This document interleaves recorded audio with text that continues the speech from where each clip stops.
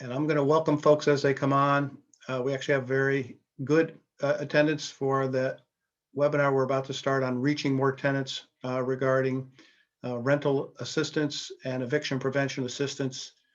It will take a couple of minutes to allow the system to have everyone who is standing by come through and join in. So we'll give this a couple of moments.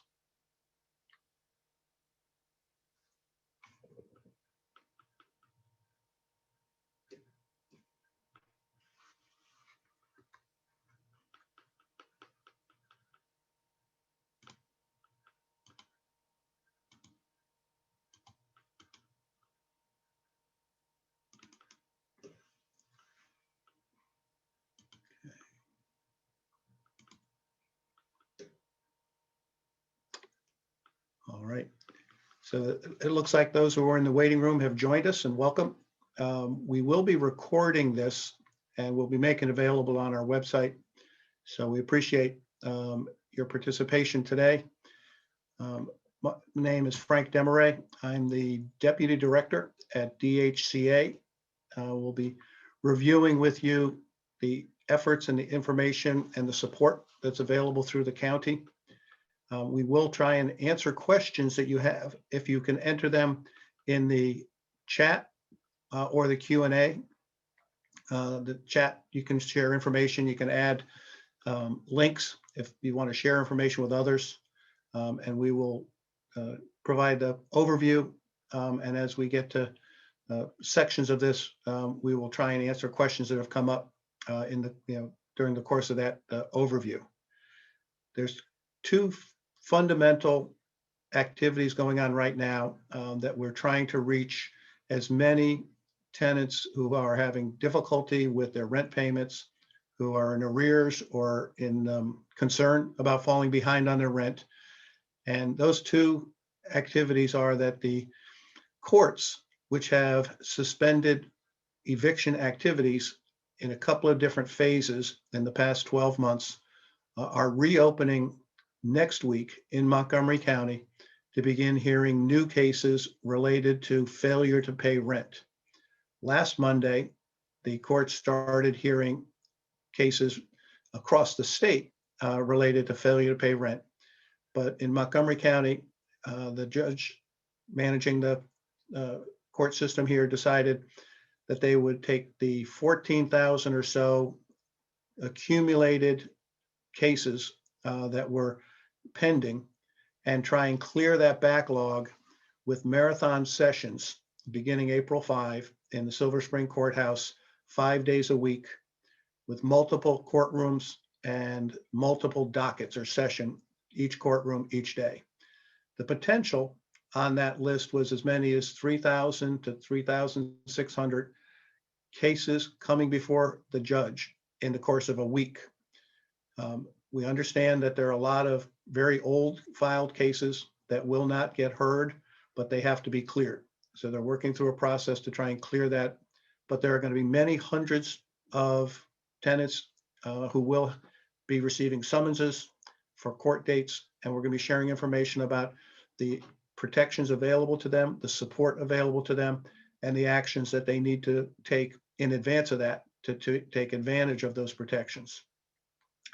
The other critical thing to share with the community and with the tenants who are in arrears or late on rent is that the county has in hand or in process over $50 million of additional rental assistance funding coming from the federal stimulus plans. So last year, the county allocated and appropriated $21 million of federal funds to rental assistance. That was the phase 2 of our COVID rent relief. We'd had a small phase 1 in the spring. And we're moving to phase 3, and you'll be hearing about this additional funding that's at least 50 million. And this does not even include some of the future funding coming from the latest stimulus bill. So the county has a process and a program underway that's going to be rolling out very shortly. And we need to help the tenants that are in difficulty or in arrears, having difficulty paying past due rent, to connect with that and to use those monies to bring their rents current and to avoid eviction activities. So we're going to switch now to just reviewing some of these protections and the support that's available to the tenants. And going to have Lorraine Driscoll, who's Department of Housing Community Affairs, Public Information, take you through that. All right, and then we'll close out with question and answer. So thank you very much, Lorraine. All right, thank you, Frank.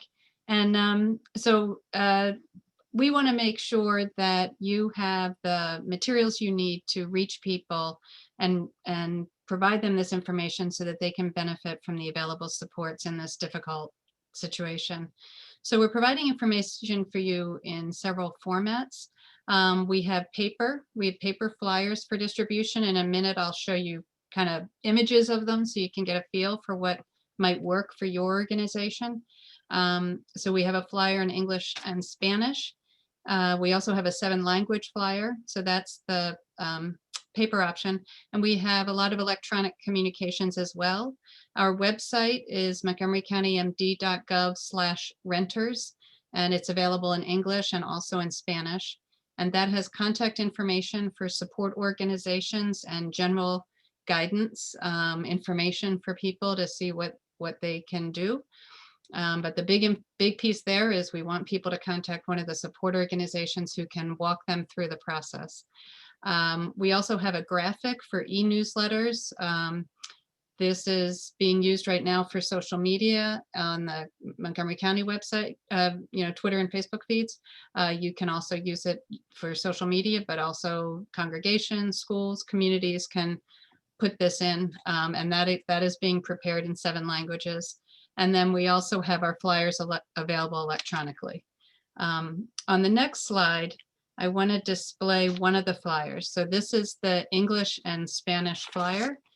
And you can see we are trying to keep it simple for people. So we're saying, even though there's a lot of steps to take, it really boils down to people can prepare now for their day in court. That means they can contact a support organization, and they can, this is very small to read, but when you go on our website, you'll see it more easily.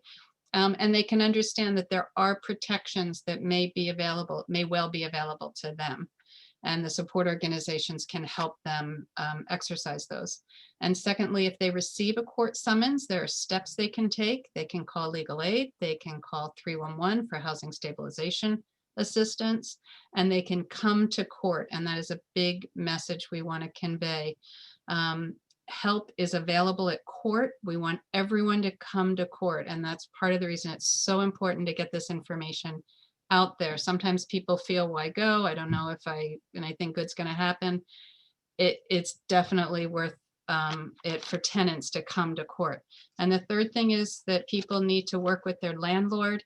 Rent is still due. And Joanna Miller is going to talk in a couple minutes about how people can apply to get help with their rent, work with their landlord on those applications. On the next slide, I want to show you the 7-language version. This also is available in print or online, and you can contact me and I can help you get the right format or get some copies. This one is more pithy, but it provides the same information, similar information about what's the context, but the focus is contact a support organization.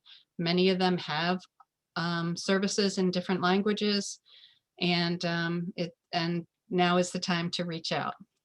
On the next slide, I want to show you just a screenshot of our website. This is www.montgomerycountymd.gov/renters. And you can see we have the 3 steps laid out. Those kind of, each of them has a little bit more, has some more information about steps to take. And again, the support organizations and how to contact them. And then there's more information below. And as you can see, the page is also available in Spanish. On the next slide, we have our graphic for social media or newsletters. And again, this will be available in 7 languages shortly. And this is something that some are putting in their electronic newsletters as a clear, quick way to communicate with their networks. It's also sized for social media. And we can give you some language for that. And the next slide is sort of how to contact us to reach tenants and get support from us in reaching tenants. So again, much of the organization, the support organizations information, and even the materials are at montgomerycountymd.gov/renters. And if you want to request communications or outreach support from DHCA, you want paper flyers, you want something in a different electronic format, whatever, send me an email and I'll be happy to help. And I now want to turn it over to Joanna Miller of HHS, who can tell you about the rent relief program.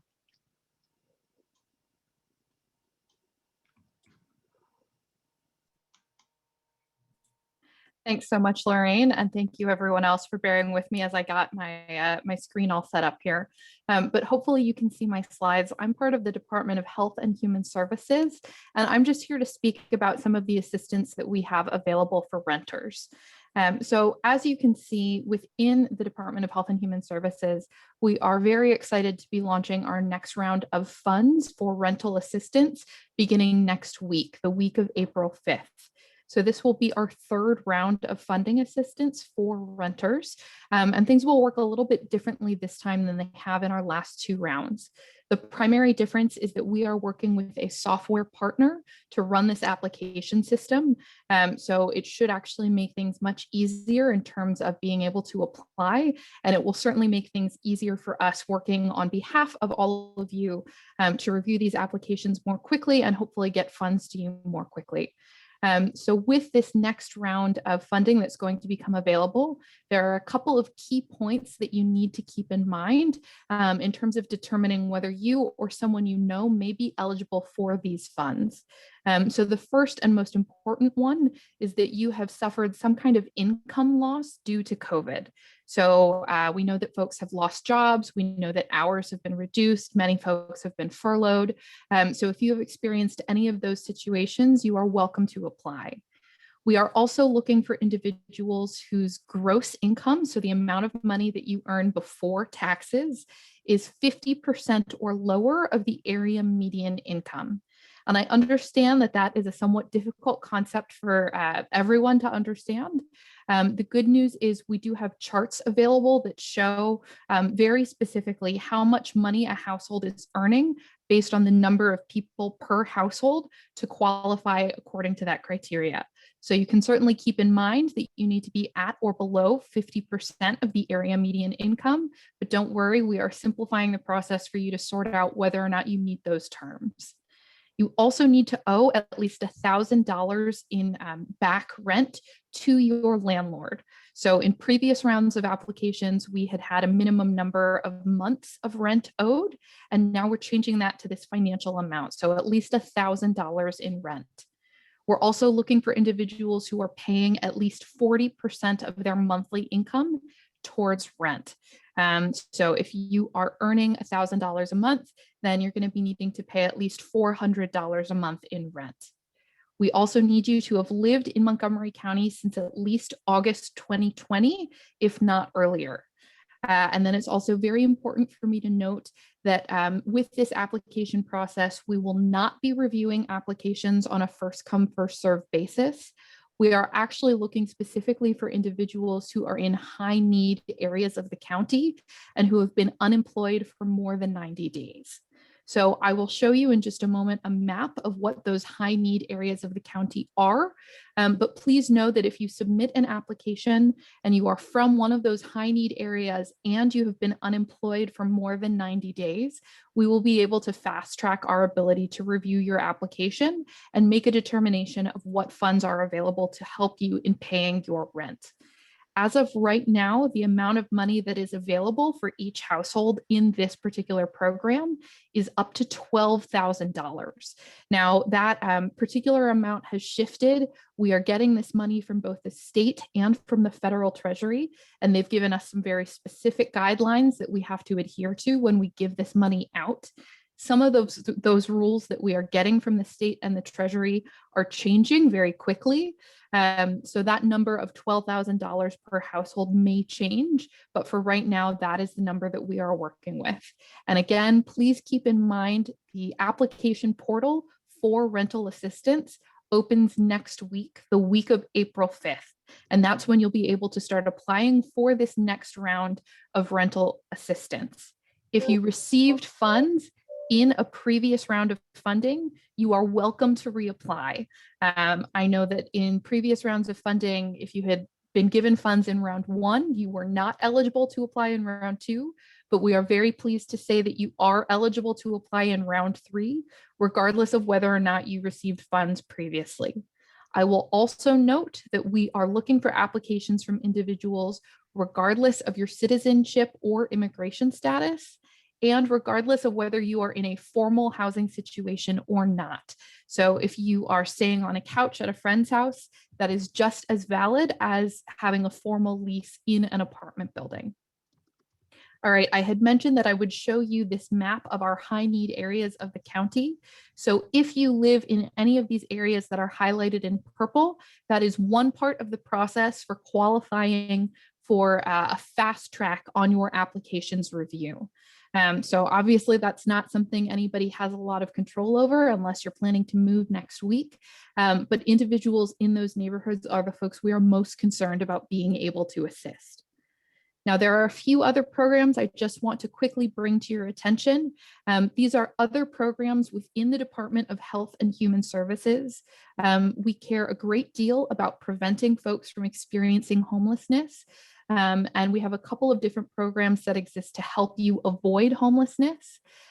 So if you are behind on your rent and have a court notice for eviction, then we do have some additional financial assistance that's available for you. And you can apply for that money through our Department of Housing Stabilization Services. We also have money through our homeless diversion services, and those are for folks who are facing imminent housing loss. So you know that you are about to be kicked out of your home. In those cases, we do have additional funds available, and we are happy to provide that information on a case-by-case basis. A few other programs that I will quickly highlight. We have some additional assistance available for helping people to pay their heating and utility bills. Those benefits tend to range from $175 to $1,700, and that just depends on what a household's income looks like, as well as what kind of fuel they need in order to keep the heat on in the winter. We do have funding assistance available. Unfortunately, if you have lost someone due to the impacts of the pandemic and you don't have the funds needed to pay for a proper burial, you are eligible for up to $650 in assistance for that burial process. And last but not least, if you are in a situation where you can't pay your current rent, but it looks like you have found a cheaper place for you to live, then the county is able to provide financial assistance for moving and storage costs, just to make it easier for you to get into a safe and more affordable home. In many of those cases, we are also able to pay the first month of rent in that new home. So that's all part of our efforts to prevent and divert people from homelessness. There are a few other different kinds of support that the county offers. I'll just leave those up here on the slide. And these slides I am happy to make available to those who need them. But really the county wants to help you avoid homelessness at all costs. We're really looking forward to the launch of this next rental assistance program to help get those funds into the hands of households who need them. So thank you so much, and please do keep the application in mind, either for yourselves or for your community members if you know folks who are in need of that support. Thanks.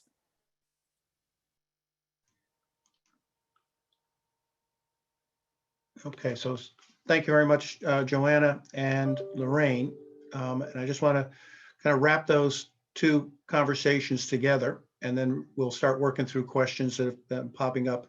But the fundamentals are that we have the courts opening and eviction proceedings accelerating. The 14, 15,000 backlog are those that many of these are multiple months old. There will be new filings. We anticipate that with the very large number of households that we believe are currently delinquent, experiencing delinquencies on a monthly basis, that this is an ongoing and steady stream. And so the fundamental need is to reach those folks as soon as possible to help them understand the protections they do have under the CDC federal order that's in the flyer and the documents that Lorraine was highlighting. And the state of Maryland, the governor has an executive order that provides some protection for failure to pay rent in both cases if the tenant has and can demonstrate under the governor's order or states with a declaration delivered to the landlord under the CDC order that the tenant has had a material loss of income from COVID. And for the CDC order, it had been scheduled to expire the 31st of March. As of today, it's been extended through the 30th of June. So tenants can defend and delay a judgment execution, even if the judgment is issued against them under the CDC order. It will not be exercised, it will not be evicted until after June 30. Governor's order is through the end of the state of emergency as declared by the governor, which is indeterminate, but there's expectations that it's going to be a few months. So those are the key things there. And then the rental assistance coming at this problem very shortly. I mean, that's a process Joanna's speaking to with applications. It will take some time for that money to get to the tenant account to pay up the rent. And so tenants applying for that, eligible for that, we're hoping that with the assistance of a number of the organizations that can support them, the Department's Office of Landlord Tenant Affairs, assistance through your organizations, that we can help the landlords and the tenants recognize the value of that and the understanding that there's, the likelihood in many cases when they get approvals, the certainty that they will receive certain assistance to, as a better solution, as a preferred option for the landlord to get paid, to avoid the eviction costs and time and the vacant unit, and for the tenants to have time to recover and hopefully find a way to stay and maintain after they catch up their rearage. So we're in a bit of a struggle against time here. It's very tight, but we're going to be hopefully you have some questions and we can help you with understanding the way these systems can work for folks. So at this point, I don't know if Lorraine or Joanna, you see questions in the Q&A or the chat that you'd like to address? I mean, I could pose a question to you. I see a couple in the chat, and you or Joanna, some for each. One question is, prior to COVID-19, the judges in failure to pay rent cases would stamp the complaint and send it to HHS. Will they continue doing this in light of the heavy docket? Okay, I don't know if Joanna, you'll know that process. I think that's related to the fundamental, which is once a case has been scheduled, summons been issued, the strong recommendation is with a receipt of summons, the tenant is eligible for the housing stabilization support. And so they should be contacting the county through 311, connecting with HHS for support on that. If they get a writ, which is that the case has been heard and judgment issued, they still should be working to connect with HHS. There's a period of time there to work out with the landlord with some of the housing stabilization. So the physical activity of the notice, the red and white notice that's posted on the door, we believe all that stays the same, everything from that side. Don't know how the writ is documented such that, whether it changes or not, but the assistance separate from the COVID rent relief is available on an urgent basis to a limited amount, but it can be part of working with the landlord and finding some way to connect with these larger dollars if they're eligible, but at a minimum, the emergency dollars. And Joanna, do you have anything to add? No, Frank, I think you've done a great job of addressing what's available to folks who are in that situation. If you were not planning to add anything to that, I just wanted to quickly address a question I saw regarding the COVID rental relief program. I realized I was unclear in sharing my slides earlier. Those different qualification points I mentioned in terms of area median income and having experienced financial impacts as a result of the pandemic, we need applicants to meet all of those different criteria in order for us to award them funding.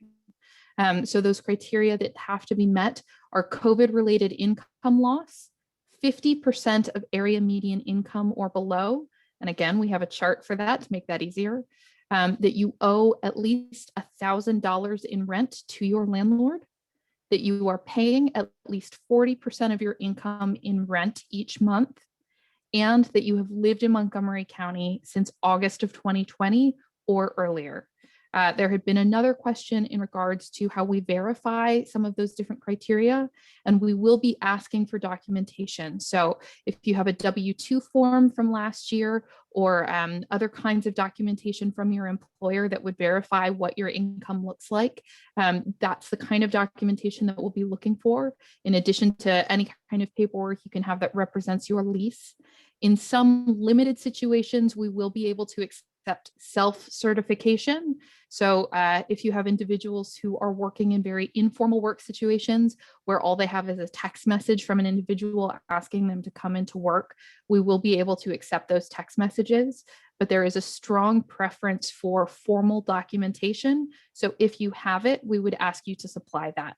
Now, all of that is prompted and explained throughout the online application process. So please know, if you're trying to write all of this down right now, there will be other written versions of what I'm describing, and you'll have other ways to access that information, especially as we go live with our application portal next week. So If I could, I see another question. And it's for Frank or Joanna, I'm not sure. Many impacted residents are under pressure from rental offices and are deathly afraid about being evicted. What guarantees does the county offer to avert homelessness and a damaged credit rating for renters? Yeah, I'll review the fundamentals of eviction are: no one can be forced from their rental space, their unit, without a court order. So landlords, rental offices will put pressure, will give notices, will tell people that they, giving them notice to vacate. Nothing is enforceable and nothing can be enforced by a landlord without a court order. And so a tenant has the opportunity to go to court and defend themselves. And it's important to get the word out. And this is available again at the DHCA website. There's information under landlord-tenant law, landlord-tenant affairs, that the tenant can only be evicted with a court order. Any tenant that is locked out, utilities turned off, these are self-help evictions. These are not legal, and that the tenant should be calling the non-emergency police number to say that they're being denied access to their residence. And you cannot be denied access to your residence without a court order. That said, you do face the eviction process with the courts. The help we're talking about with the rental assistance, with the legal assistance at court, with the ability to exercise some of these eviction prevention or judgment suspension activities with the CDC order and the governor's order are available. All of these things, though, represent tenants who are behind on rent. At some point, the rent is always due. The rental assistance is the tool we have to support that. But if someone leaves a rental unit with unpaid rent, they will have potential for a judgment, collection against them, and effect on their credit. So there's elements that we can address, but periods of time with unpaid rent that's not caught up and not paid up to the satisfaction of the landlord, the credit element of that is a significant concern. But once a tenant leaves a unit, even if they apply for the rental assistance, we cannot pay rent on a unit that they no longer occupy. So the rental assistance cannot support paying off a collection or a judgment for rent.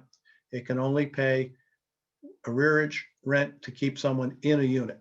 And that's a condition of the federal monies. And that's an important element for the landlord and the tenant to understand, which is working through that process. And landlords are critical participants in support of the rental application, rental assistance application. And their best interests are to get paid. And they need to work with the tenant, because if they evict the tenant or they force the tenant out or they talk the tenant out, they lose any opportunity to get that rental assistance. What else do we have? Okay, jump in if you see one, Frank. In the meantime, I'll put out, Will people on the wait list for rent relief, if they don't qualify, will they be notified? Very good question. I'm realizing there are a few other points I should probably clarify here. If you had been put on the wait list for round 2 of our funding assistance program, you should have been personally contacted, or you will be personally contacted either by email or phone to let you know that the 3rd round of funding is opening up, and we are encouraging you to apply for this 3rd round of funding that becomes available next week. So we are asking everyone to reapply in the 3rd round, and we will be able to tell you whether you qualify for funds in that 3rd round based on the criteria that I've already gone over today in terms of who we are looking for and who we are able to assist in the 3rd round. So if you don't qualify for funds, we will let you know based on whether or not you qualify for the 3rd round of funding, but we're not providing additional funds for the 2nd round of funding, as that closed a few months ago. I would also like to point out, I know there was another question here that I wanted to specifically address, and I'm just looking for it. Yes, okay, there were a couple of questions about individuals who are unable to access the internet or who are calling into 311. We are certainly aware that there are numerous individuals, and many of our applicants are unable to actually access the internet on a regular basis from their homes. If that is the case, then you are welcome to either use data on your phone, as the application portal will be completely mobile friendly, but you are also able to call into 311, which is the county information hotline. And our 311 operators will pass your details along to our caseworkers, who will then call you individually in order to help you fill out the application by phone. But certainly the easiest path forward, if you do have internet access, is to apply online, which there again can be done on your phone or on your laptop. And one last point I would like to address, I had mentioned that there will be up to $12,000 available per household. Those funds are inclusive of money that you received in the last 2 rounds. So if you received $4,000 of funds in round 1, then you would be eligible for up to $8,000 in round 3. If you did not receive any kind of a funding assistance in either rounds 1 or 2, then your household might be eligible for up to $12,000 in assistance. Now, all of that funding information is determined on a case-by-case basis once we're able to review documents provided by the applicant that let us know what their financial situation looks like and how much they owe to their landlord. So a lot of that depends on each case in a case-by-case situation, but we are starting from the perspective of potentially being able to provide up to $12,000 for each household. And Joanna, there's a question here about, and I think you mentioned it, but the informal leases, those who might be renting basements or rooms with verbal agreements. Absolutely. Yes, we really welcome applicants who are in those situations, because we understand that those can be some very vulnerable situations. So if you do not have a formal lease, you are welcome to show us even a text message from your current landlord that says, yes, this individual is staying in my basement and pays me so and so much money per month. In some limited situations, we will be able to accept self-certification. So you might just tell us that you're staying on someone's couch and that you pay them a certain amount of money per month. But we are required by the federal treasury and by the state to try and make contact with every landlord for whom an application is received. So we have a certain amount of time in which we have to attempt to connect with that landlord. So if there is any kind of documentation, be it an email, a text message, something else that you might have, we would ask you to share that with us so that we can show that the county is doing its due diligence in terms of being clear on what rent you owe. And I'm seeing a few other questions just popping up. Yes, to clarify, if you received funding in the first round, then whatever amount of money you received in that first round is deducted from the total amount of funds that are available to you in this second round.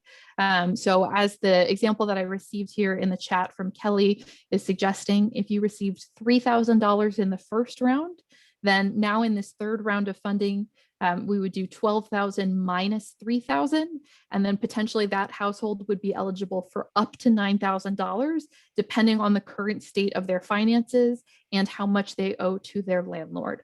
So that's not a guaranteed amount of money. That's just the number that we're starting with as we begin to review cases and to look at financial documents provided by the applicants.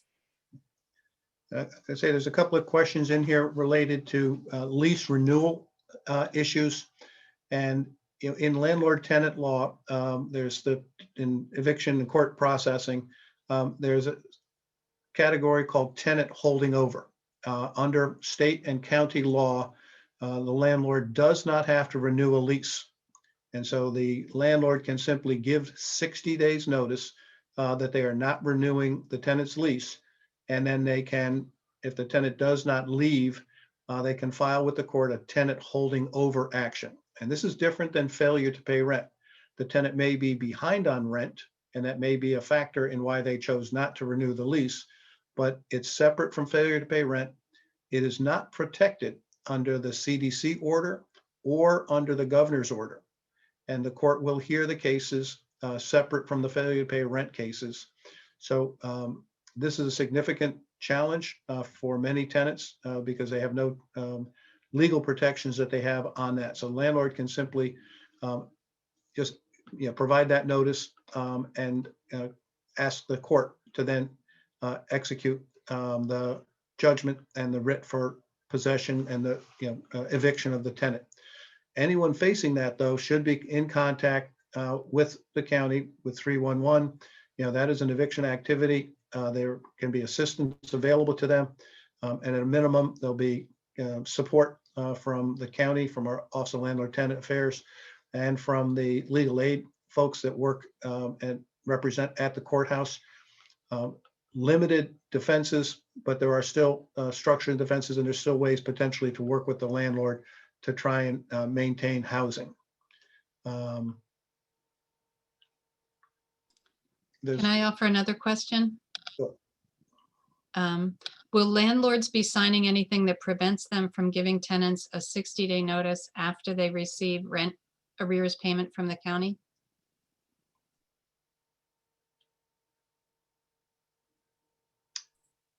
I'm happy to jump in. Otherwise, Frank, all yours. Nope, but these are the rules that you're working out with the state. So please, Joanna, help us with the current understanding there. Sure. So again, as Frank has just provided me the opportunity to suggest, so much of this information is in flux. We are receiving new guidance from the state and the federal treasury on an almost weekly basis right now. But currently, if we are able to provide funds to applicants, we will be requesting that landlords not try to evict tenants for 60 days after the funds are provided from the county. We will also be asking landlords to waive any late fees that might be associated with back rent, as well as any legal fees that might be associated with that back rent. So in situations where we are able to provide funding to applicants, we will be working with landlords one-on-one to try and satisfy as much of the debt as possible. And so much of that is situational, but the guidance that we've been provided from the Treasury and the state thus far does require us to ask that evictions be removed, if not entirely postponed. I see a couple of things related to the courts. There was one question about court dates, court locations. The failure to pay rent cases in Montgomery County, at least for the months of April and May, will all be heard in the Silver Spring Courthouse, 2nd Avenue, downtown Silver Spring. This is new.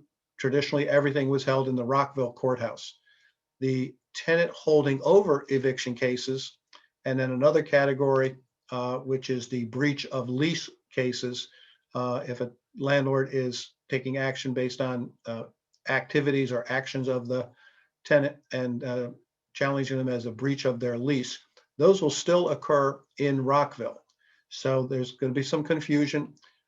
There is a phone number available, and I don't know if Lorraine, you can put it in the chat, that we've tried to help people focus on and connect to. But some people may have had court dates in November, December, January, when the court shut down, that are now shifted to the new schedule in April and May.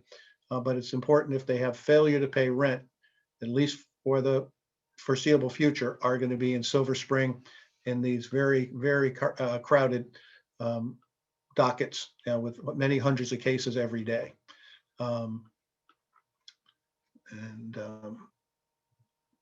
The other question I saw was with whether or not landlords can raise rents based on arrears or late payments. One of the things that the county council implemented in April last year and still in place is that there is a cap on rent increases. The county has a maximum increase for a rental notice, and the landlord has to give you 90 days notice before any rent increase. And the cap was actually reduced on February 5, 2021. So as of February 5, 2021, notices, no rent increase of more than 1.4% can be imposed. And that's for any lease, month-to-month lease, 1-year leases, 2 years leases, so that the landlord is required under county landlord tenant law to provide a statement that says the current rent, the prospective, new rent, and the percentage increase. And that 1.4% is based on an annual kind of area-wide average rent increase. It's called the voluntary rent guideline in our law. The county had adopted that many years ago as a voluntary guideline. Effective with the COVID emergency, the council implemented a restriction that the voluntary rent guideline is the cap. And this will operate on rental notices for the duration of the state of emergency as declared by the governor and 90 days thereafter. So if the state of emergency ran through the end of June, it would be through the end of September that no notice could be given greater than that percent. And the first date of one of those increases greater than that percent would be 90 days after that. So if the state of emergency goes through the end of June, that maximum would apply to rent increases all the way through the full calendar year. And again, we don't know when the governor will lift the state of emergency, but the protections on rent increase go for 180 days. The landlord can increase rents for any reason. They don't have to give a reason, but they cannot increase rents more than once every 12 months. And they must give a minimum 90 days notice before any rent increase.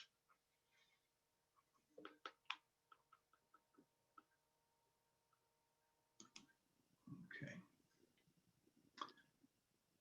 Maybe take the last question, the one that most recently popped up. Is there assistance for a tenant in the event of eviction? Will the county assist the moving and storage costs and first month's rent?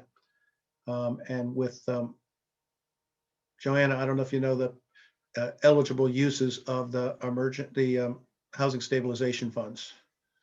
Sure. So while the specific rental assistance program that opens up next week does not provide for folks in that situation, the Department of Health and Human Services does have funds for our homelessness diversion program. So if you are in the situation that Frank just described, where you are moving into a cheaper living situation, then the county is in a position to provide you assistance with your moving and storage costs, as well as potentially the cost of your first month's rent. So those funds do exist. It's just a different program within the department, and information on how to apply for that assistance is available in my slides, which will be distributed after the webinar.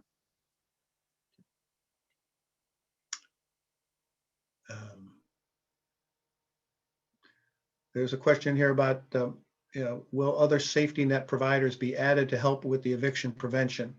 So as we have on our website, we have two legal aid organizations, Maryland Legal Aid and the Homeless Persons Representation Project, and CASA separately is also providing legal assistance as part of their ongoing efforts. And we have organizations identified to provide information, tenant education, counseling, includes Housing Initiatives Partnership, Latino Economic Development Corp, and Renters Alliance. These are the organizations we're primarily partnering with to support them, and then they further support many of your organizations, others are on this call. So at this point, that is the network that we're using to try and get this information out. But we'll continue to be open and available for information, and as we were saying, flyers and other support that we can provide. But at this point, we're not providing financial assistance through any of these organizations to tenants. That's all coming through HHS. I wanted to jump back in for a question that I saw here in the chat about where the funds from the COVID rental assistance program are actually sent. So in the majority of cases, we look to send the money directly to the landlord. And that's part of why it's so important for us to be able to connect and speak with the landlord in each and every one of these cases where we are attempting to provide funds. In the rare cases where landlords are uncooperative or non-responsive, then we may be able to send funds directly to the tenant. Of course, I have seen a few questions pointing out the fact that this may result in cases of fraud, which is absolutely correct. So we strongly prefer to be able to provide the funds directly to the landlord to satisfy debt, and in some cases even to pay some rent in advance for the applicant. But the majority of the funds do go directly to landlords and not to the tenants. And that's how we're able to take care of previous rental debt. And that's part of why we require at least $1,000 in rental arrears as the qualification for this rental assistance program. Going through another question here that has to do with homeowners. The county at this point does not have any financial assistance, and the state does not either, for homeowners behind on their mortgage. The federal program that was, or federal funding that was in the $1.9 trillion approval included almost $10 billion for mortgage assistance. It's written to provide payment assistance, interest rate reduction assistance. It is not something that we've seen any documentation or distribution or how that money will be allocated.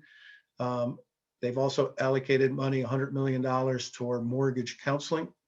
So with that, we fully expect that there will be assistance coming. It may not be coming through the county. More than likely, it would be through the state and possibly down through the federal mortgage company, mortgage industry, FHA, Fannie Mae, Freddie Mac, and some of the large national counseling organizations. But there will be assistance coming for homeowners.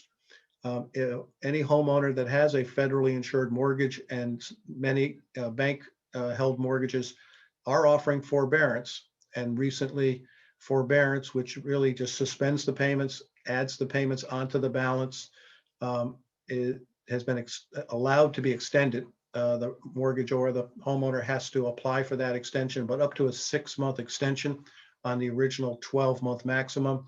So some households, homeowners will be able to get forbearance through the end of June, and we're staying on top of that. We just don't have any access to or information that we can share on that.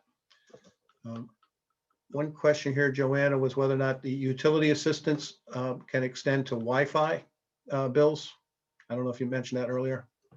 Yes, yeah, I had tried to address that. So, one of the interesting parts of these applications is that my department has provided so much in funding and been asked to comply with so much of the rules that come to us from the federal government and the state. So currently our program does not provide assistance for utility cost. And that is because the Office of Home Energy Programs is available to provide assistance for home utility bills. They have received a considerable amount of funding, and I understand that they will be launching a program soon in order to allow folks to apply for assistance with utilities. The one exception to that is that in some limited cases, this specific rental assistance program may be able to help pay specifically just for internet and Wi-Fi bills. Now, that is not going to be true for every applicant. That is only going to be true for folks who are in particularly vulnerable financial situations. So that's actually not a form of assistance that you can apply to us directly for. But if we review your application and we find that you are in a uniquely vulnerable situation, then we will reach out to you in regard to an array of different kinds of support that we may be able to provide, and assistance with internet utility bills may be part of that assistance that we can provide. But on the whole, unfortunately, we are not able to supply assistance with utility bills. The department to request assistance from in that particular issue is the Office of Home Energy Programs. And there's some clarifying questions. One just came in, and I think there's another one about this eviction moratorium. We've mentioned it, but just to be very clear, the word moratorium is only if the tenant takes action and presents documentation in court. They can still be called to court, summoned to court. They have a court date. And the critical message is, in order to exercise rights under the federal CDC order or under the governor's emergency order, they must prepare and then show up at court. The federal CDC order, which just today was announced as extending from March 31 to June 30, requires a tenant, actually all tenants on the lease must sign and present to the landlord. And it's important to make sure the landlord gets it, certified mail, some other way of showing the landlord actually received it, a declaration. The declaration is available at the DHCA website. It's available at the CDC website. But this is a one-page declaration with 5 things that they state. The primary being that they've had material loss of income from COVID. Their household income is under $99,000. They've made attempts to make payments. They've made attempts to apply for rental assistance. And I can't remember the 5th one off the top of my head, but they simply have to make that statement affirmatively with their signature. And it does say under penalty of perjury. But if they believe that they qualify under those declaration items and deliver that to their landlord, a judge will and should and will suspend an eviction action. They will suspend it until June 30th, and then the eviction will go forward. So it doesn't stop it. You don't get another day in court, but it does suspend it for the duration of the CDC order. Governor's order requires you to physically present documents that you've had loss of income. And there's other questions in here. What constitutes loss of income? A loss of a job, loss of hours, hours that you had to take off in order to take care of children at home, schools being closed, health issues affecting people in the household. And the key here is any documentation that the COVID period, the COVID duration here, affected income and ability to make payments is necessary under the governor's order to demonstrate and to get a suspension until the end of the governor's state of emergency. So that's the reason why we really ask everyone to help us, think with us, recommend how we can get this information to all potentially at-risk tenants, so that if they have those defenses, they can work with their landlord, they can work with their property, can work with getting the rental assistance, and suspend any eviction actions to give themselves times to do that.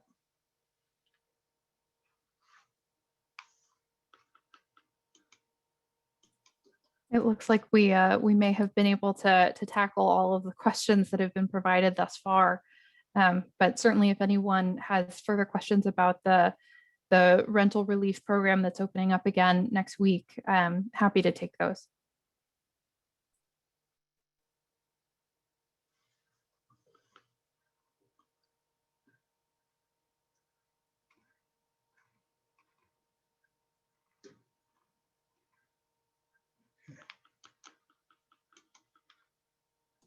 All right, I do see one question.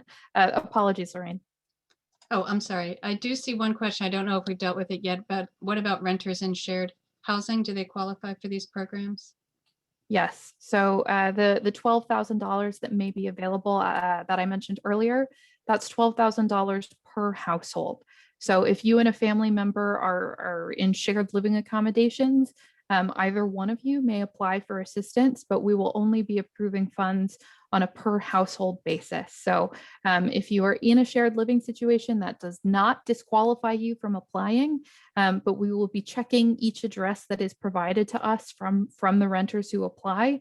And we will only be providing a set amount per household. And if you apply on behalf of the others who you're sharing your address with, we will be asking for their income information in order for us to be better situated in evaluating how much funding you are available for.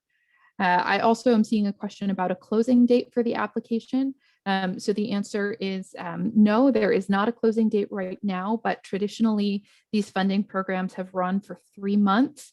And certainly we would request that you apply as soon as you are able in order to give us as much time as possible to review your case and then follow up with you, depending on what you may be eligible for. So we do appreciate your help in spreading the word about this program. We do have funds available to assist individuals in the county in staying in their homes, and we really do want to be able to achieve that. So thank you. And I want to tag on to that because you mentioned it earlier, but this is a very large current availability of funds. And this is before the Treasury, US Treasury has determined the distribution of the additional rental assistance that was in the 1.9 trillion. So in the December stimulus package, there was 25 billion. The new package includes an additional 21 billion. So we're going to receive over 50 million in the first stimulus bill. We don't know what the county will receive in the second one, but we expect it will be, substantial amount of money. Could be as large as the first one. So we don't believe that for the immediate future, we're going to have any concerns about availability of funds. So it's very important not to wait because everybody's desperate for the funds. But it's also there, it will take time for many people to hear about this and work with it. They should not be discouraged if weeks and months go by. There will be funding available for quite some time. Yeah, I would actually like to add on to that. In previous rounds of funding, it has taken us longer than we would have liked to review all of the cases and distribute funds. And that has led to various applicants reaching out by phone and by email to try and check on the status of their application. We certainly understand the urgency in distributing these funds. And I can absolutely understand that if you apply for assistance and then you don't hear anything back, that would be quite frustrating. In order to move forward with this third round of funding, we have been able to hire more caseworkers, so more people to help us process these applications more quickly. And with the new software that we'll be using in this next round of funds, you will be able to see the status of your application. So that will let you know whether it's been assigned to a caseworker yet, whether we've been able to connect with a landlord and match your information to what a landlord may be able to corroborate. But we ask for your patience after you submit your application. In many of these cases, it is a minimum of a month for us to actually be able to review your application and start making decisions about whether you are eligible for funding. In our last 2 rounds of funds, we were seeing somewhere in the vicinity of 4,000 applications for each round of funding, and then we have to process those applications individually. So we certainly want to encourage everyone to apply, but we also ask for your patience as we make our determinations about how much funds are available per household. Okay. So I think we're at 3 o'clock. I think we've answered majority of the questions. The information will be coming out to people who registered to follow up. Information will continuously be updated at the websites, and that we very much look forward to supporting you in supporting members of your community. And we simply ask that you ask for all the assistance you need, and we'll see what we can do for anything that, any good ideas, any ideas at all on how to get this distribution out. We have 130,000 renter households in the county. We have a difficult time identifying those that are at risk, and we need all the assistance we can get. So with that, we'll say thank you very much. And we look forward to working with you as we work our way through these next many months of difficult time. Thank you.